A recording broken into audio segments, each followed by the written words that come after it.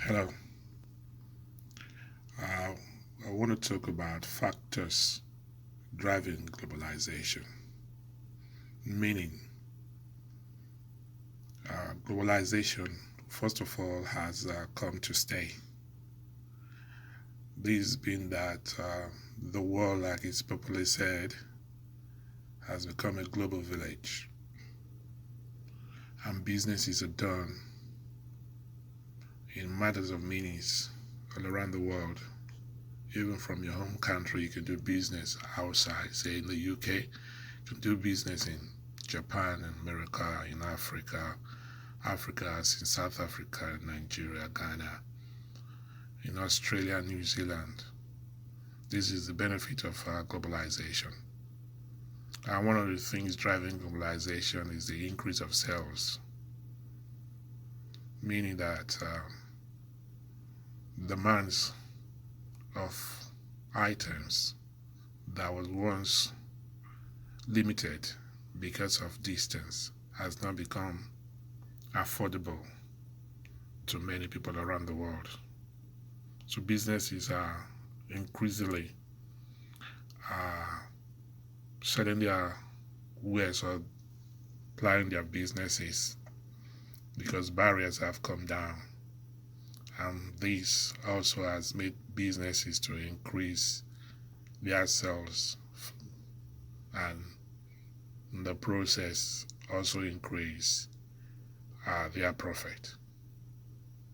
And those businesses that have shareholders as part of their stakeholders also have their values also increased. So these are few of the factors that is driving globalization. Second thing again is that obstacles are no longer there. Very few obstacles are there today as they were about 30, 50 or so years ago. These obstacles have now more or less disappearing by the day, if not by the year. So with this, businesses can expand as far as they can, And the third thing again is that the government, with the government help, say in the UK, the government provides information for local businesses that want to venture out into other countries to do business, say in the EU or other parts of the world. The UK has a very strong leverage in the sense that they can tap into their former colonies, like Commonwealth, as it's popularly called, to do business. And the government has the information as to any business, as to any company that wants to expand into the outside world. One of the reasons that the government does this is also to help to bring back profit. Whatever a British business does, it to repatriate back the money it makes, the business it makes. And in so doing, it helps the local economy to grow, and in the process increases the GDP of the nation, say the UK. That's the third thing. And the fourth thing is the strategy, that is being applied is in this sense. If one wants to do business abroad and if one has really studied very well any business that wants to venture out, must first of all do a feasibility study as to how it can not only do business abroad but also succeed. Say a business in the UK wants to venture out, it must have done this feasibility study, and in the process direct investment is one of the things that will help to increase businesses abroad, in the sense that it gives the British company a direct ownership of what it stands for, of what it does, its ethics, and all. Uh, but at the same time, it uses the local content, meaning it uses the local market, the local man or woman as a backup for his labor market. Thirdly, it also must understand the law of the land is going to do business with, or to do business. Yeah, without that, it might fall foul of the law of the land if it does business that are not appropriate. Every country has its law as to how businesses are done, as to how businesses or business operates. In the UK, it's different how you do business in the UK. It's different how you do business, say in America or in Canada or in Ghana or Nigeria or South Africa, whichever country you want to go into. So one must also learn the law of the land as to how business is done. And the other thing again one must think of going to do business abroad is excuse me, the expansion of business. If one wants to do business, you don't go there as to just go in and come out. You want longevity of how you want to do your business.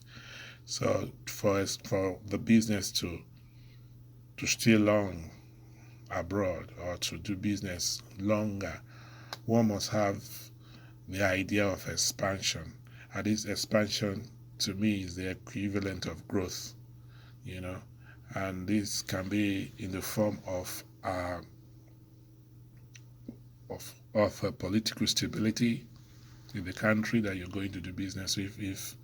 If the government of that land is stable, it gives you, or it gives the business the room, freedom to expand, freedom to want to do more, freedom to want to stay longer.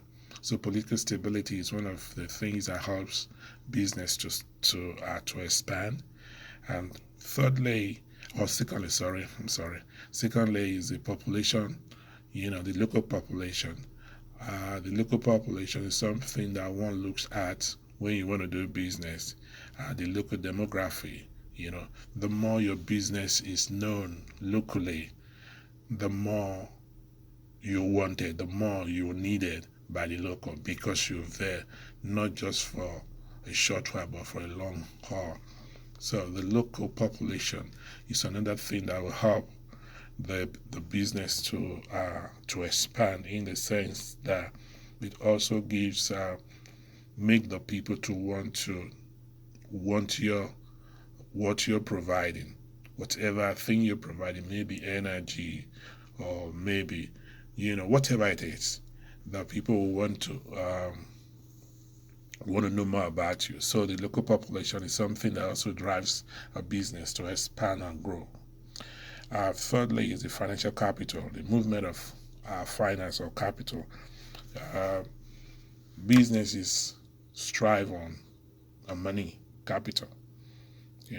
So every country, in as much as they want businesses to come there, they also want to stability. They want something that will make their local currency not to be devalued.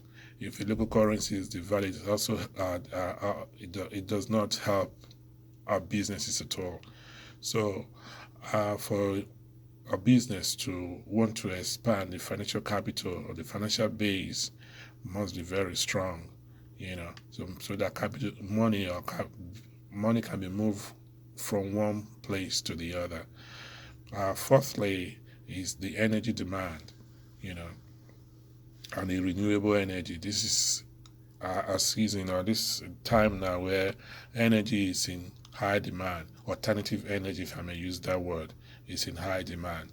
So people are looking for not just what the norms are, but these innovative ideas of how energy could be regenerated without much cost.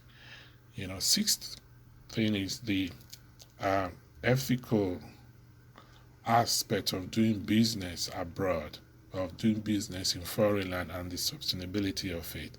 First of all, wherever you're doing business, be it home or abroad, you must first of all respect the environment. We've only got one world, and we must keep it the way it is, improve it, and we shouldn't damage it. So we must respect the environment, and where we're doing business, we must also respect that and know that without where we're at, we cannot do business. Secondly, no matter what it is, profit cannot replace sustainability. And we all know that sustainability is the idea of not only profiting today, but the idea of leaving the world, even our profits, for the next generation and the generation after that. So, the bottom line is globalization has come to stay. Globalization is something that cannot be devalued or cannot be retracted anymore. Globalization is something that will expand, and it's going to be expanding, and the door to globalization can never be shut anymore. You cannot do business, you cannot carry out business, legitimate business, and go to any part of the world and do it legitimately, without being obstructed. So, I will conclude by saying that globalization has come to stay. Thank you.